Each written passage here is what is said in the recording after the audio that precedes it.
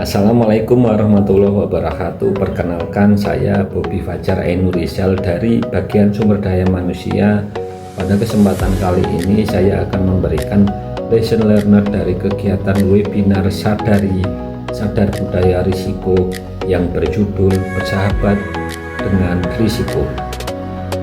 Materi webinar Sadari kali ini yang disampaikan oleh narasumber Bapak Rahmadi membahas tentang pemahaman dan penerapan manajemen risiko dalam suatu organisasi, dengan menekankan bahwa risiko bukanlah sesuatu yang harus ditakuti, melainkan dapat dijadikan sebagai sahabat dalam mencapai suatu tujuan.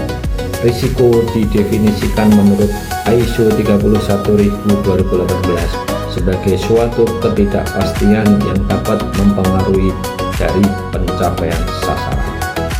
Oleh karena itu, keberanian untuk mengambil risiko secara terukur menjadi kunci kesuksesan individu maupun organisasi. Proses manajemen risiko dimulai dari penetapan dari konteks dan sasaran yang selaras dengan KPI korporasi, regional, hingga individu. Selanjutnya dilakukan identifikasi risiko untuk mengenali potensi kejadian yang dapat menghambat pencapaian tujuan, dengan membedakan antara risiko penyebab dan dampak.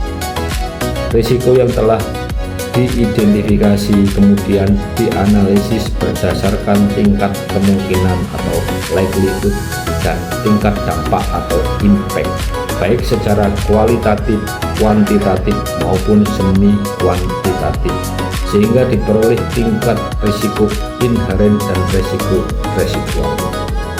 Tahap evaluasi risiko bertujuan untuk menentukan apakah risiko dapat diterima sesuai kriteria perusahaan serta menetapkan prioritas penanganan dari sebuah risiko.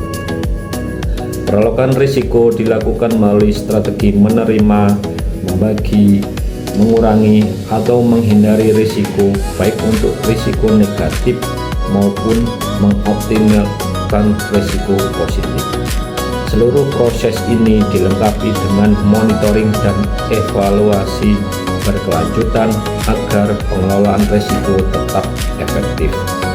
Pada akhirnya, setiap individu sebagai pemilik sasaran juga merupakan sebagai pemilik risiko yang bertanggung jawab atas pencapaian. Demikian yang bisa saya sampaikan. Wassalamualaikum warahmatullahi wabarakatuh.